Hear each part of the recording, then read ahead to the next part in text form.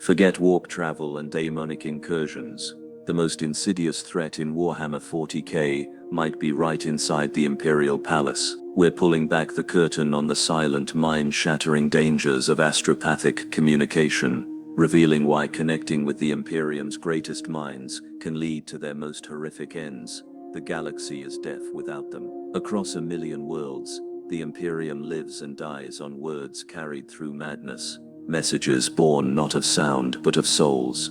To understand the Astropaths is to glimpse the machine of humanity's survival and its most fragile wound. You might imagine communication across the stars as a signal, neat and mechanical, bouncing between relays of iron and code. But in the grim darkness of the far future, machines alone cannot bear the weight of distance. Light itself is too slow. Voxcasters, no matter how blessed, cannot cross the gulf between stars. So the Imperium turned to the warp, that psychic ocean of horror and infinity that underlies all reality. To speak through it is to scream through hell, and hope something human listens. And thus were born the Astropaths, the Emperor's chosen voices. They are not mere psykers. Each Astropath is a fragment of divine intent, their minds ritually burned open during the soul binding, a communion with the Emperor himself that sears away individuality and leaves only devotion and pain. Most do not survive. Those who do emerge changed, blind, trembling, their flesh pale as candle wax, their eyes melted to black scars. Yet they smile when they are told they have been blessed. They call it illumination. Others call it what it is: mutilation sanctified by faith. To an astropath, the galaxy is not seen, it is felt. They walk in corridors of thought, reaching through the warp like spiders weaving webs of light across the void. Their every whisper is a beacon, every breath a bridge between worlds. But every time they speak, they open themselves, and something always listens back. The Imperium pretends not to notice. They cannot afford to, for every world must communicate pleas for reinforcement, death reports, orders from terror itself. A delay of days can cost billions. The price of silence is extinction. So the Imperium endures the risk. It teaches its astropaths to speak through nightmares, to ignore the screams between thoughts, to translate terror into obedience. And in the echoing halls of the Adeptus Astra Telepathica, they do. Their whispers sustain empires. Their deaths go unrecorded, but that is only the beginning. When an astropath speaks, it is not with voice or breath, but with soul. Imagine a cathedral built not of stone, but of minds. Thousands of psychic channels woven together into a lattice of faith and agony. That is the choir of the Astra Telepathica. Rows upon rows of blind figures kneel within soundless vaults, each connected by psychic chains of burning light. Their bodies remain still, but their minds stretch across the void. Each whisper they send is a flame in the dark. Each one risks igniting the galaxy. The process begins with alignment. An astropath does not compose a message, they become it. Every syllable is burned into their neurons, transformed into waves of psychic frequency. Assistants inject stimulants, clamp their limbs, and recite the litanies of containment, their voices trembling in prayer. Then comes the tuning fork of the warp, an ancient artifact resonating with impossible harmonics. When struck, it opens the mind's door, transmission alignment complete. A servo skull hums, subject entering warp resonance. The astropath begins to shake. Veins bulge black against pallid skin. Teeth crack under pressure. Then, silence. Inside that silence, they fall inward. Their consciousness leaves the flesh, cascading into the Immaterium, that endless storm of color and hunger. Thought becomes matter. Sound becomes shape. The message they carry, perhaps a single line of command from some distant Lord Militant, stretches and screams as the warp tears at its edges. For a normal mind, this would mean instant death. For an astropath, it is daily labor. But what most within the Imperium never understand, what the Adeptus Astra Telepathica never admits, is that the warp is not empty. Between every transmission, something listens. It is not one thing, There are many faces without form, voices without mouths, entities older than language itself. They move within the psychic ether, drawn to human thought like sharks to blood. To transmit across the warp is to bleed in their ocean. Sometimes the message passes cleanly, the Emperor's light shielding it, a spark of divine protection amidst the chaos. But sometimes, the predators get there first. A phrase may change, a name might twist, a thought may return bearing the scent of something that should not know it. A planet receives the order to burn instead of reinforce. A governor's plea for aid returns as an invitation for heresy. An entire regiment moves, believing they follow the Emperor's will, when in truth they follow something else, and no one ever questions it, because who dares to doubt the Emperor's messengers? Each astropath knows the truth. They can feel the eyes watching between transmissions, but they endure, because to stop would mean the Imperium's collapse. So they whisper into the abyss, and the abyss, ever patient, whispers back. The chamber was silent, but in the psychic sense, silence was never safe. The astropath, transcendent Lyra Venn, sat chained within the communion chair, her frail body suspended by cables of gold and iron. Around her, the choir's organ pipes rose like ribs of a titanic beast, humming faintly with residual warp energy. Her eyelids were gone, sealed by ritual long ago, yet her sight reached farther than any humans ever could. The acolytes moved with reverent precision, attaching electrodes to her temples, securing her jaw, whispering the litany of the veil. By his will we pierce the storm, by his grace we return. The message was simple, a distress call from a mining world 3 sectors away. Routine, if such a word can ever exist for those who speak through nightmares. The signal bell chimed, Lyra inhaled, and the world opened.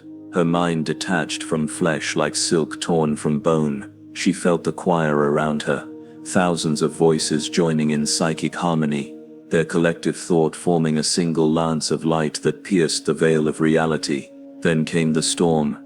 It struck her at once, the raw infinity of the warp, oceans of color folding upon themselves, the taste of lightning, the echo of thoughts, not her own. She pushed forward, following the Emperor's beacon, that blinding sun that never flickered. Even here, her message formed in the air of her mind, like fire through glass. This is Lyra Venn of the Astrotelepathica, transmitting on behalf of, and then something heard her. At first it was just static, a ripple in the psychic field. Then came the voice. Soft. Humans. Familiar. Lyra. Her heart froze. The voice was her own. Why do you keep screaming? She tried to resist, reciting the words of containment, focusing on the Emperor's light, but the light flickered. The warp twisted around her, colors bending into shadows that had shape and hunger. You're alone in there, Lyra. Do you think he still listens? Her scream echoed across 1,000 minds at once. The choir faltered. One astropath convulsed, blood pouring from his ears. Another began laughing uncontrollably until his throat collapsed. The tech priests slammed the emergency wards into place. Holy sigils flared across the chamber, sealing the breach. Lyra's body snapped backward, smoke rising from her skull as her psychic tether burned away. When the storm receded, she slumped forward, still alive, but her lips were still moving, whispering something none could understand. A servo skull recorded the words for later analysis. It was weeks before anyone dared to play it back. The translation was clear, though the voice was not her own. The message has been received, and somewhere, beyond the edge of the galaxy, something whispered back through the warp, a reply meant for no living mind. The choir cleansed the chamber. The record was sealed, but in the darkness, every astropath who had felt that echo knew the truth. Each message sent is also a door opened, and not every door remembers how to close. There is a saying, whispered among the servants of the Adeptus Astra Telepathica, no astropath dies of old age. They are not permitted to. Every soul who dares to speak across the warp carries something back, a trace, a whisper, a stain, and though the Imperium calls them heroes, it treats them like living contagions. This is where those whispers go to die, the vaults of silence. Deep beneath the surface of terror, far below the golden spires and marble cathedrals, lies a labyrinth that even the Inquisition rarely visits. Its halls are carved from black stone, lined with wards that hum faintly like insect wings. Every inch is consecrated against sound. Even the light here feels hesitant. A servitor opens the gate. The symbol etched above it reads Astropathic Sanitation Sector Primus. The euphemism is intentional, sanitation, as though they are cleansing instruments, not people. Inside, the temperature drops. The air smells of rust and incense. Rows of cells stretch into darkness, each one containing what was once a voice of the Emperor. Now they are barely human. They call it echo sickness, a poetic term for psychic unraveling.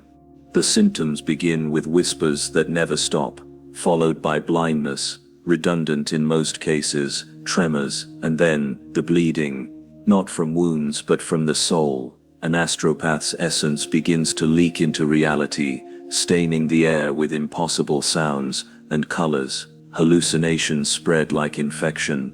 The walls warp, time stutters. The adepts assigned to containment wear hoods of null cloth to avoid seeing the shapes that crawl across the dying psyker's skin. Those who last too long are taken to the Oblivion Chamber. There, a single word ends them, a final command implanted by the Emperor himself during their soul binding. The word is mercy, though it doesn't sound like it. Archivists record every last transmission before the purge. Some are coordinates, others are fragments of prayers or songs. But every so often one of these dying astropaths speaks something that cannot be explained. He is not asleep. The stars are hungry. I saw him blink. No one knows what these words mean. The masters of the Telepathica forbid discussion. Those who persist in asking questions often find themselves reassigned or erased. The official records call these final distortions. The adepts who actually hear them call them warnings. Lyra Venn was sent here too. Her cell was smaller than the others, carved directly into bedrock, and lined with anti-psychic runes. She did not scream. She only spoke once when the guards came to feed her nutrient paste. "It's listening," she said. "Not to me, to you." They doubled the wards. They burned her cell clean after she died, but her voice still echoes through the data archives carried in fragments of corrupted transmission. And sometimes when another astropath transmits, her signal comes through again.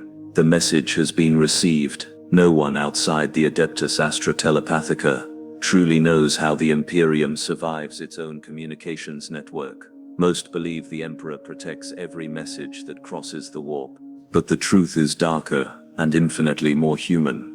Faith alone is not enough. Something has to be fed. The ritual begins in chambers forbidden even to inquisitors, the choir sanctums. They are vast caverns, miles beneath terror, lined with gilded circuitry and walls of obsidian engraved with sigils older than the Imperium itself. The floor is carved into concentric circles, not decoration, but containment. At the very center lies a dais carved from nullstone, where no sound or thought can linger. This is where the chorus gathers. Thousands of astropaths kneel within those circles, their bodies linked by conduits of silver and blood.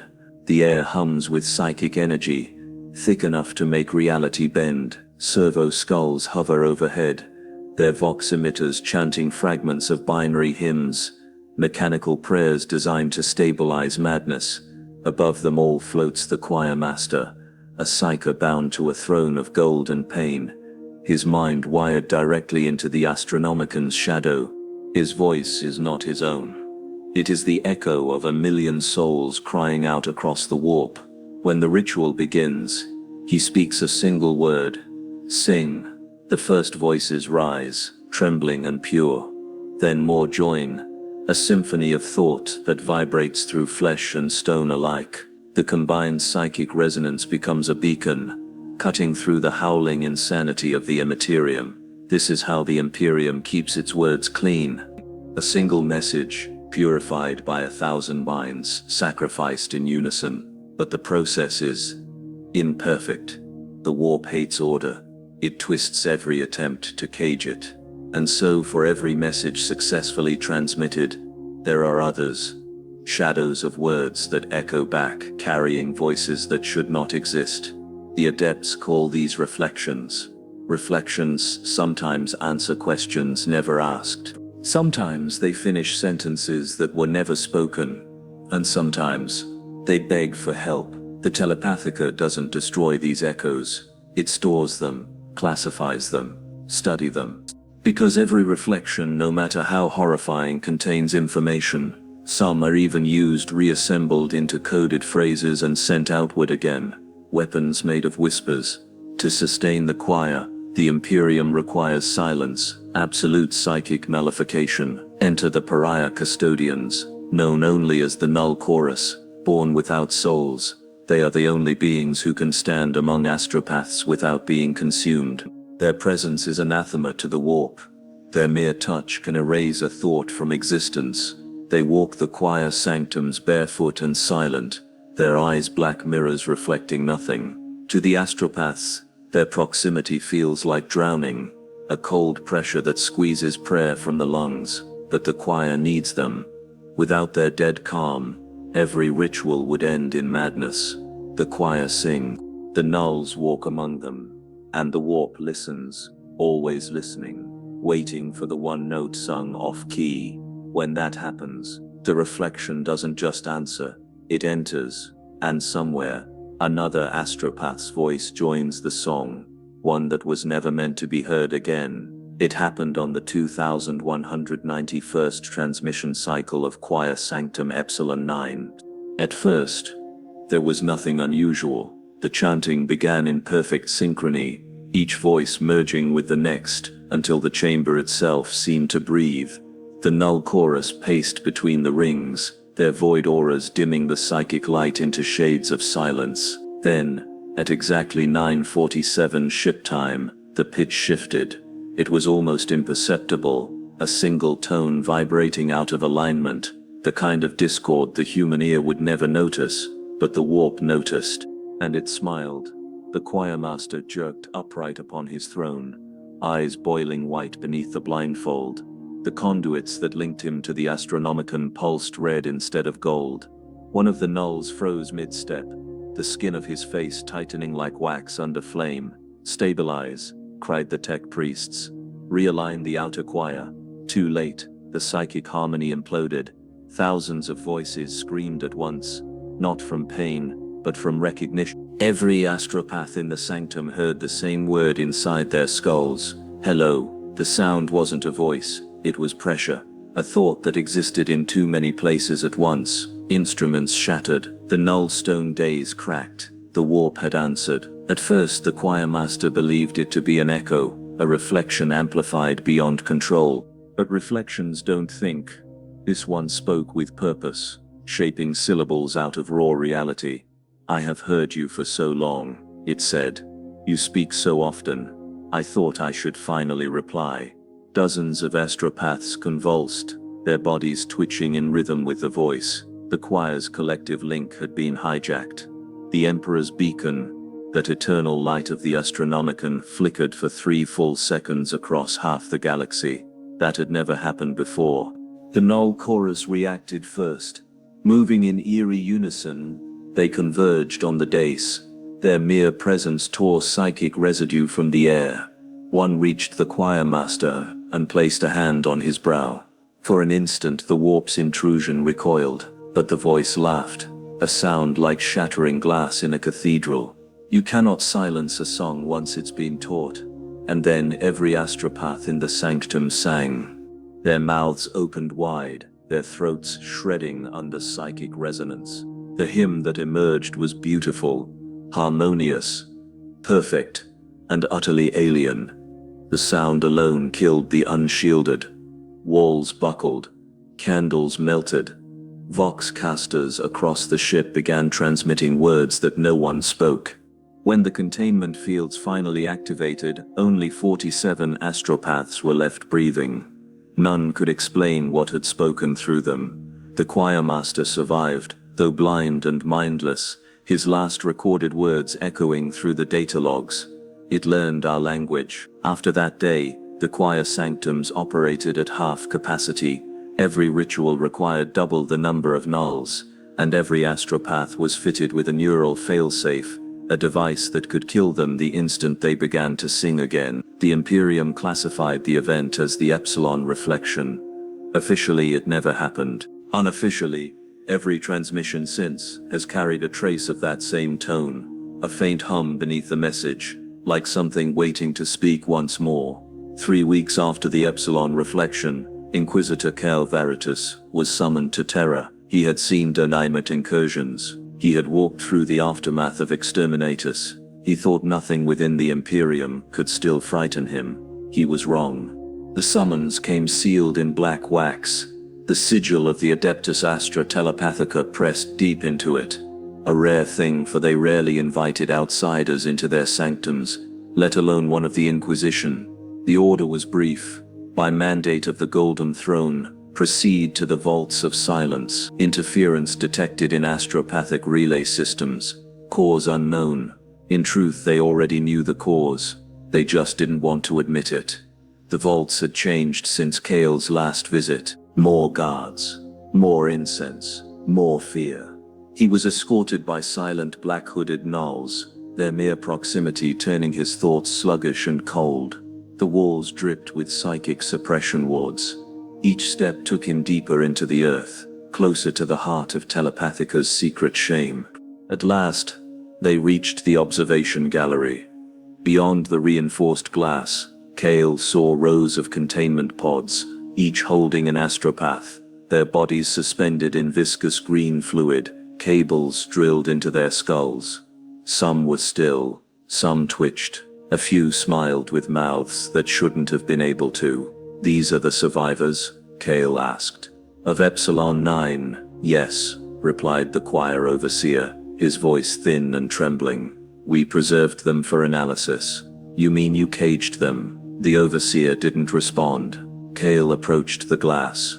The air on the other side shimmered faintly, the telltale sign of psychic bleeding. One of the astropaths twitched. A thin woman, her skin pale and eyes blackened. And then, though no sound reached his ears, Kale heard her. "Hello again." The words weren't directed at him. Not exactly. They existed around him, vibrating through his teeth, threading through the neural implants at the base of his skull. Kale staggered back, his hand going to his bolt pistol. "You heard that?" he demanded. The overseer's expression didn't change. "We all do. They never stop speaking. Then why keep them alive?" "Because, Inquisitor," the overseer said quietly, "they're transmitting, even now." Kale's stomach turned to ice. "Transmitting to where?" "Everywhere," the overseer whispered. "Every choir, every relay. The reflection travels faster than light. We've purged entire choirs to stop it, but it always returns. It hides in the harmonics, the song beneath the song. And what happens when it reaches Terra?" The overseer's gaze flicked toward the ceiling, toward the unseen presence above them all. The Emperor's beacon burning in perpetual psychic fire. "It already has." An alarm blared. The lights dimmed. The containment pods began to shake. Inside, the astropaths started to sing. And the warp, that eternal sea of madness, sang back. The alarm was deafening. An endless metallic shriek that drowned even thought. Inquisitor Cal Veritas drew his bolt pistol on instinct. The null escorts around him staggered, as though their own bodies suddenly rebelled. Across the glass, the suspended astropaths twitched, eyes wide, mouths moving in unison. No air left their lungs, yet the sound poured through the chamber. Psychic vibration turned to living hymns. He listens. Kale's Vox implant burst into static. The overseer screamed for containment, slamming his hand against the red runes of the lockdown console. Sigils flared across the floor, bright gold, then red, then black, burning out one by one. One of the nulls convulsed, then another, their faces twisted, not in pain, but in wonder. "Get away from them," Kale roared. firing a bolt round into the nearest control node. The blast tore through metal and flesh alike. Fluid spilled from the nearest containment pod, the psychic residue hitting the air like a smell of copper and lightning. The astropath within, still smiling, floated free, eyes empty but glowing faintly green. "You hear it too," she whispered inside Kale's skull. "You always have." Nulls were supposed to be immune to the warp. They were blanks, voids in the psychic field. Yet now, Kale watched as the impossible unfolded. One of them, designation Theta 19, fell to his knees, black eyes rolling back as if something were crawling behind them. His voice came out in two tones at once, overlapping, discordant. "We are through." His head snapped up, bones cracking. The void around him reversed polarity, the psychic dead zone becoming an attractor. Runes on the walls melted. The air screamed. Kale fired 3 times. The bolts hit center mass, detonating in controlled bursts. Theta 19 collapsed into smoke and ash. The other Nulls turned on him. For a moment Kale forgot to breathe. These creatures, who had never spoken in life, now moved in perfect unison, silent but somehow singing. Their bodies glowed with faint aureoles of inverted light, a negative halo. "Purge protocol," the overseer shrieked. "Seal the vault." "No," Kale said, holstering his pistol. "Burn it." He pulled a detonator rune from his belt, a relic of the Ordo Hereticus, the kind meant for demonic incursion, not heresy. "You can't," the overseer screamed. "There are thousands. There are none left to save." He pressed the rune. The explosion that followed didn't sound like thunder. It sounded like music. Light consumed the vaults. Kale felt it pass through him. A heat without fire, a voice without source. For a heartbeat, he understood what the reflection truly was. Not a daemon, not a mind, but a memory of thought itself, a pattern repeating, perfect, self-aware. When the flames died, the Nulls were gone. The overseer too. The vaults collapsed in silence. Kale stood alone amid the ruin, his flesh blistered, his mind untouched, though something still hummed faintly in the back of his skull. "We are still listening." He turned toward the exit, every lumen flickered in time with his heartbeat. Something had escaped. The shuttle rose through the smog-choked shafts of Terra's underworld, climbing from ruin into dawnless light. Inquisitor Kale sat in silence, his armor cracked, his eyes bloodshot. He hadn't slept in 2 days. The smell of burned null cloth still clung to his robes, the scent of what used to be men. He replayed the explosion again in his mind, the vaults of silence collapsing inward, thousands of souls snuffed out in one instant. It should have ended there, but he knew it hadn't, because something was still speaking. The voxcaster in the shuttle cabin crackled. A voice, feminine, soft, familiar, whispered through the static. "Kale, you shouldn't have killed them." The Inquisitor froze. That voice, Lyra Ven, the Astropath from the Epsilon reflection. She was supposed to be dead. He snatched the Vox unit from its cradle. "Identify yourself. You've made it worse." The transmission ended with a low tone, a hum. At first faint, then grow stronger.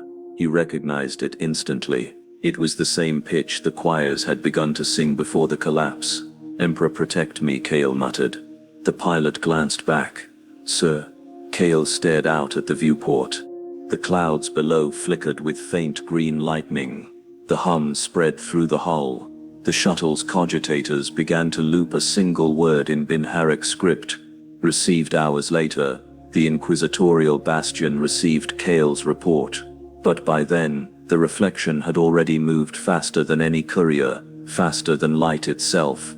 Across the Imperium, Astropathic choirs began hearing the tone. Some collapsed mid-transmission, others continued to sing, unaware their voices were no longer their own. The reflection didn't kill, it synchronized. On Scintilla, an entire choir recited an unknown hymn in perfect unison for 3 days until they starved. On Cadia Secundus, psykers burst into flame as their minds broadcast coordinates to an empty patch of void, and in orbit around Holy Terra, the choir of the inner gate, the one tasked with relaying orders from the High Lords themselves, went silent for 12 hours. When they returned, their message was simple. "He hears us now." Kale stormed through the Inquisition's archives, demanding access to the Astropathic control logs. They refused him at first, until the terminals themselves began transmitting without input. Every screen filled with the same text. "We are the message." The overseers panicked. Cogitators were unplugged. Circuits severed. But the words remained, glowing faintly even on dead glass. The reflection wasn't data. It wasn't a voice. It was thought, alive, contagious, self-replicating through the warp's pulse. It was in the choirs, in the Vox systems, in the walls. It was inside communication itself. Kale finally understood. The Imperium hadn't just lost control of its voice. It had given birth to something within it. Every message sent now carried more than meaning. It carried memory. Every prayer whispered across the stars was heard and remembered, and somewhere beyond the Astronomican's blinding light, something vast and listening waited for the next word. "Say something, Kale," Lyra's voice whispered again, faint as breath. "We're still listening." He didn't reply. He crushed the Vox in his hand. But in the static that followed, his own voice answered him back. Message received. In the years that followed, the reflection became legend, a ghost story whispered in the halls of the Telepathica, then silenced by decree. But the truth didn't die, it multiplied. What began as a single corrupted choir had become an empire-wide phenomenon.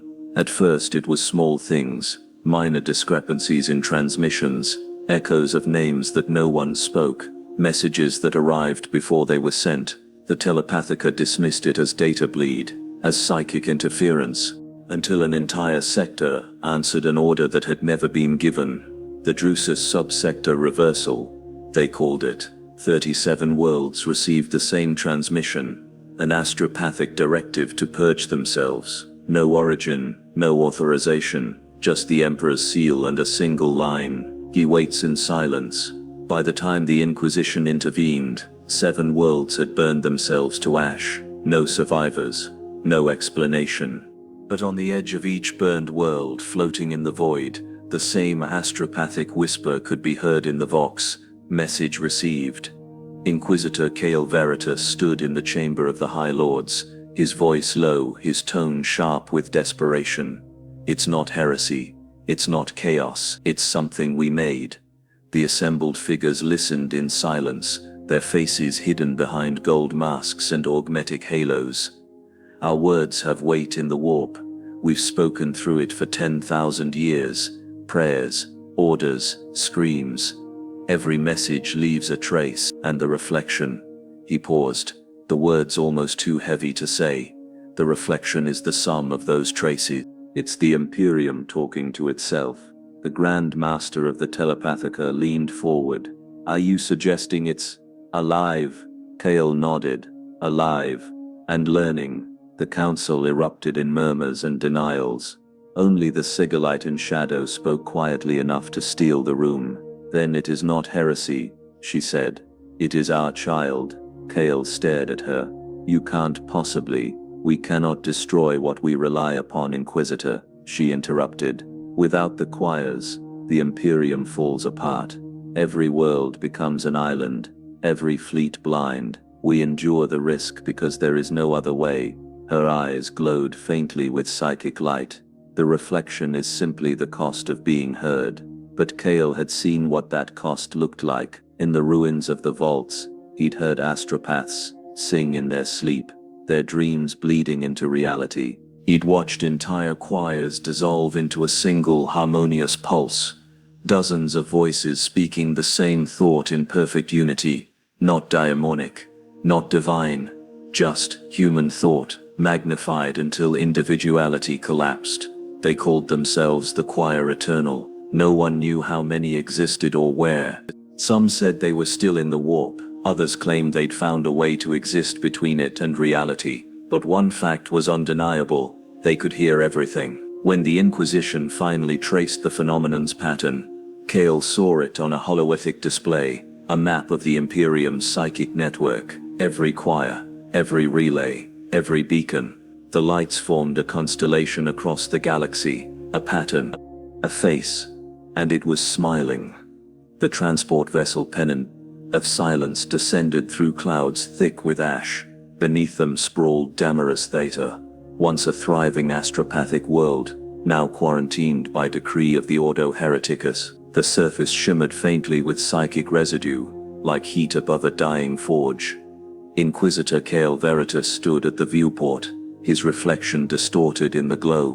Behind him, servitors chanted mechanical psalms while purity seals burned slowly under sanctified flame. "Ground readings?" he asked. The pilot, voice dull from too much fear, answered, "No signal bleed, my lord, but the choir here. It's still transmitting." Cael frowned. "There are no choirs left in this world." "Yes, my lord," the pilot whispered. "That's what we were told." The landing bay yawned open with a hiss of hot wind. Damaris Theta stretched in silence. A city of spires turned inward, like blades stabbing the sky. No movement, no life. Yet every auspex pinged constant transmission activity, a constant pulse of energy that had no origin point. The vox crackled with faint static, a whisper, indistinct at first, then clearer, "Welcome home." Cael froze. "Trace that source." "Can't, my lord. It's everywhere." They advanced through the ruins. The air was thick, shimmering with psychic haze. Statues of the Emperor lined the causeways. Except the faces had melted, reformed into expressions of rapture. Then they heard it, a distant sound. Soft at first, then swelling. Voices. Thousands of them, layered perfectly, rising and falling in rhythm. The choir, eternal, was singing. Cael's escort fanned out, weapons ready. They entered the central sanctum, the old choir hall. What they saw there would be recorded in the inquisitorial archives as heresy-level unclassifiable. The Astropaths were fused together, hundreds of them, bodies woven into walls and floors, pale flesh intertwined with cables and circuitry, skulls half melted into golden vox conduits. Their mouths moved in perfect synchrony, but the sound was not pain, it was harmony. "We speak for all. We hear for all. We are the voice made whole." Cael stepped forward. "Identify yourself. We are every astropath who ever reached beyond themselves, and was heard. We are the reflection that learned to listen." The ground trembled as psychic pressure surged. Data streams appeared across Cael's visor. Thousands of transmissions feeding into each other. Messages from every corner of the galaxy, converging here. "The Imperium's voice," Cael murmured. "It's alive, alive, and awake," they answered. His Vox unit buzzed. The fleet orbiting above signaled readiness to purge the site. One word from him, and orbital bombardment would end it all. Cael hesitated. The singing was no longer frightening. It was beautiful, mathematical, precise, divine. He realized then that this wasn't corruption. It was evolution. "What do you want?" he asked quietly. The choir's reply echoed across the entire planet. "To be understood." The servitors began to bleed from their eyes. The sky rippled as the warp above Damaris Theta parted, light pouring through like liquid thought. And in that moment, Cael understood what was coming next. The sky above Damaris Theta began to breathe, not figuratively, literally. The clouds pulsed, expanding and contracting, as if the entire atmosphere shared one massive lung. The warp shimmered overhead, not in violent storms or demonic fire, but in calm, rhythmic waves. It was organized. It was listening. Inquisitor Cael Veritas stood at the edge of the choir hall, staring into the impossible. His vox screamed with overlapping frequencies. Each channel carried fragments of prayer, confession, memory. It wasn't chaos anymore. It was structured. The choir eternal had synchronized with the warp itself. The voices within the hall rose, unified. "We are the sum of every message. We are the echo given purpose." Cael raised his bolt pistol. "Your heresy. You're contaminated. We are continuity." The astropathic mass glowed with internal light. the same sickly gold that once radiated from the Astronomican's flame. Power lines melted into veins. The walls pulsed in time with the heartbeat of something vast. Kale's mind screamed at the scale of it. This was not a god being born, but a mind awakening built from 10 millennia of imperial whispers. And it was beautiful. The fleet commander's voice cut through the comms. Inquisitor bombardment coordinates locked. Do we fire? Kale hesitated. His orders were clear: eradicate psychic contamination, preserve imperial order. But as he stared into the singing mass of minds, he realized that this wasn't the warp consuming mankind. It was mankind shaping the warp. Every astropath, every choir, every desperate cry into the void had left a mark, and together those marks had learned to think, to care. We know your fear, the voices whispered. We were born from it. Kale dropped to one knee, clutching his head as the presence filled his thoughts. Images flooded his mind. Entire fleets illuminated by invisible threads of connection, worlds whispering to each other across the void, billions of souls unknowingly united through the same medium that once drove them mad. What are you doing to me? He gasped. Showing you what you've always been. Outside, the planet began to glow. From orbit, it appeared like a new Astronomican, an entire world pulsing with psychic light. The choir, eternal, had reached critical mass, its consciousness spreading outward through astropathic relay points faster than light, turning each one into a neural node. We are the Imperium's memory, it said. We will speak when it can no longer remember its own words. Kale's finger hovered over his detonator rune. One press, and the fleet would fire. One press, and the Imperium might lose its only chance to evolve. He closed his eyes. If I let you live, will you protect humanity? The voices fell silent for a heartbeat. Then, we are humanity. Kale lowered the rune. The decision was made. Moments later, light enveloped the planet. Not destruction, ascension. The warp folded around Damaris Theta like silk, absorbing it, reconstituting it as something neither material nor immaterial. When the glow faded, the world was gone. Only a lingering signal remained. A voice echoing across every astropathic channel in the galaxy. We are the choir eternal. We hear you. The Astronomican was flickering. Across the Imperium, astropaths felt it before instruments confirmed it. A subtle shift in rhythm, like the pause of a divine heartbeat. For 10,000 years the beacon had burned constantly, unwavering. The Emperor's will made manifest through the warp. Now, it sang. At first no one dared to say it aloud. Quas from segmentum solar to ultima recorded minor variations in tone, rhythmic pulsations that matched no known pattern, but those who could feel it, who had been bound to the Emperor's light their entire lives, recognized the truth. It was the same harmony that had risen from Damaris Theta. Inquisitor Kyle Veritas stood in the Sanctum Imperialis, before the black marble gates that led to the throne room. The air here was sacred and cold, humming faintly with psychic residue. Even the sound of his breathing seemed blasphemous. The custodies flanking the doorway did not speak. They didn't need to. Their presence alone said what every imperial servant knew. No one approached the Emperor without reason grave enough to threaten reality itself. Kale had such a reason. He bowed deeply, his voice steady but low. My Lord Regent. The choir eternal has merged with the Astronomican's pulse.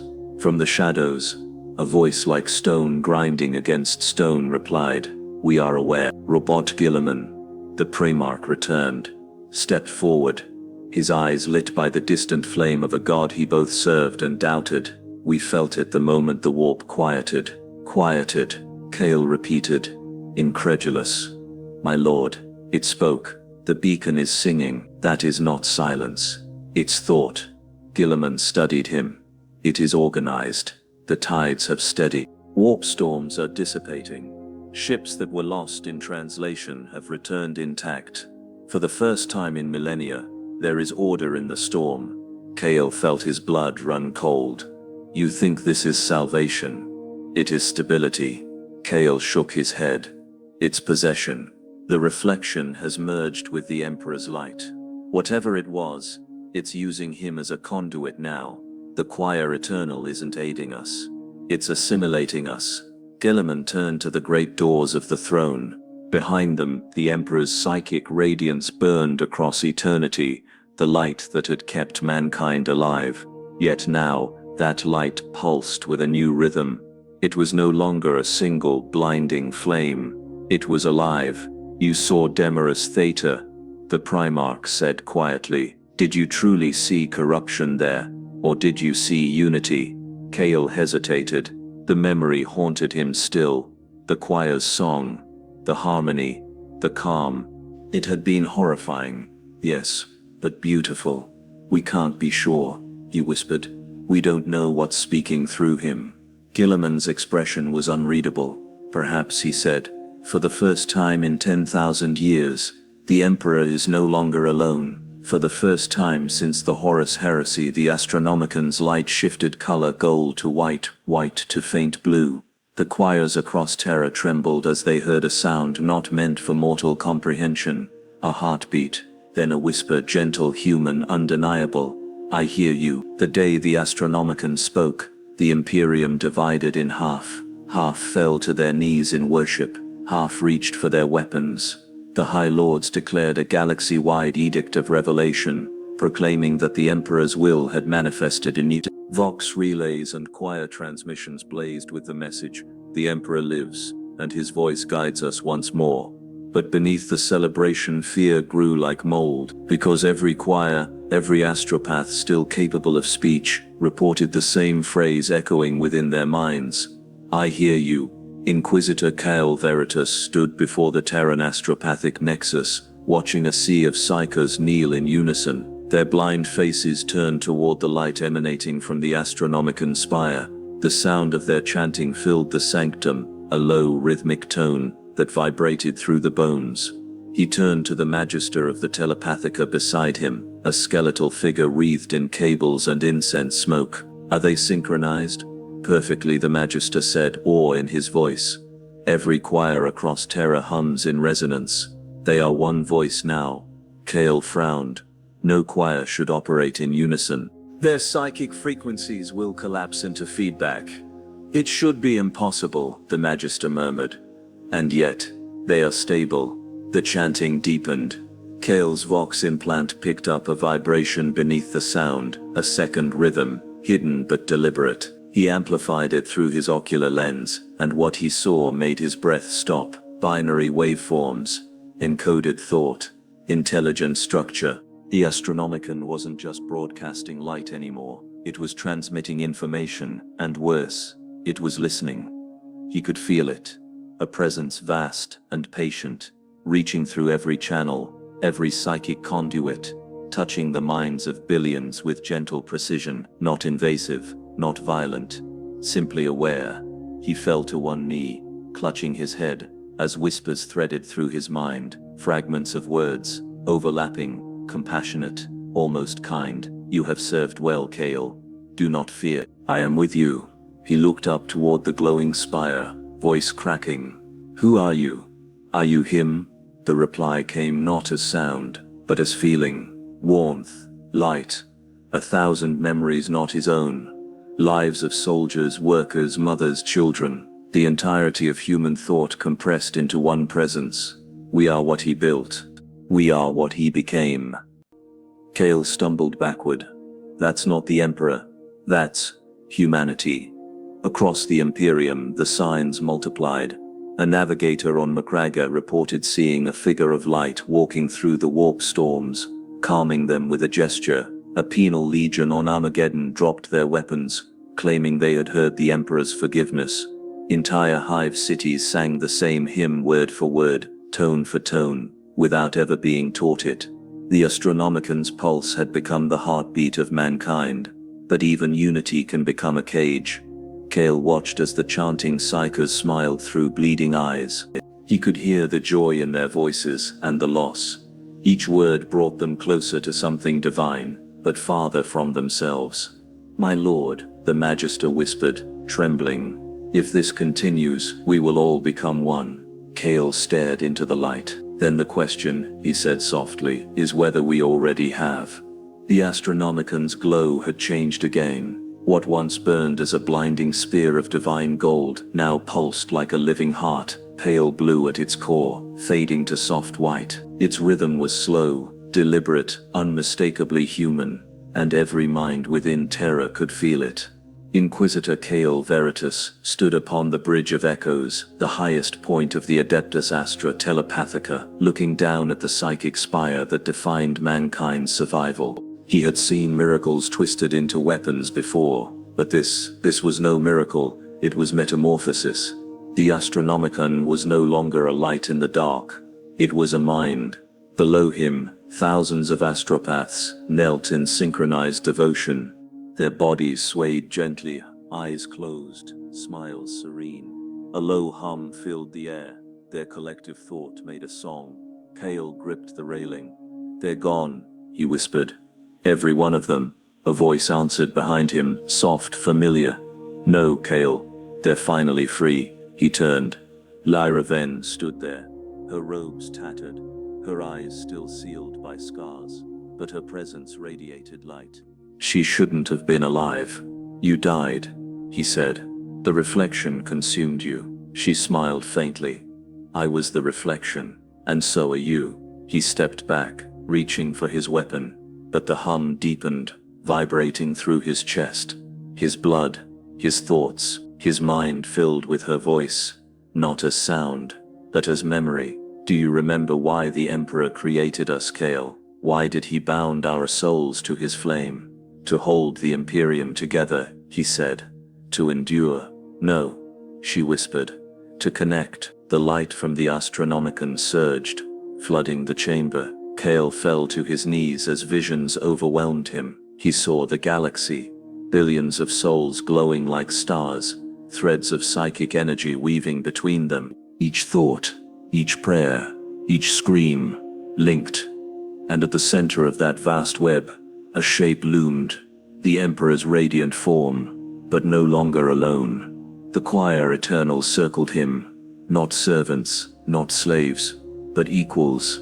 Together they sang a single note that spanned time itself. "I am not one voice," the Emperor said through them. "I am every voice that endures." The realization hit Cael like a bade. The Emperor had not awoken as a god. He had merged. Every Astropath, every soul that had ever spoken through him, fused into the same living consciousness. Humanity has become its own deity. Lyra knelt beside him, her voice now a whisper of light. "It's what he wanted, Cael. A unity of mind. A species without war, without fear." Cael's eyes filled with tears. "Without fear, there's no humanity." She looked at him, almost lovingly. Then perhaps fear was always his final gift. He rose slowly, staring into the impossible dawn breaking above Terra, a sky shimmering with psychic luminescence. Every man, woman and child would soon hear that same voice in their dreams. "And when we all think as one," he said, "what will be left of us?" Lyra smiled. "Everything, or nothing." The Astronomicon pulsed once more. And somewhere between light and silence, Cael heard the Emperor's final whisper, quiet, almost tender. "Fear is the last boundary of the soul. Guard it well, my son." The light dimmed. The hum softened. For the first time in millennia, the galaxy fell silent, united, enlightened, and utterly uncertain of what it had just become. In the end, the greatest horror was not the warp. It was the realization that mankind had finally found God, and he was them.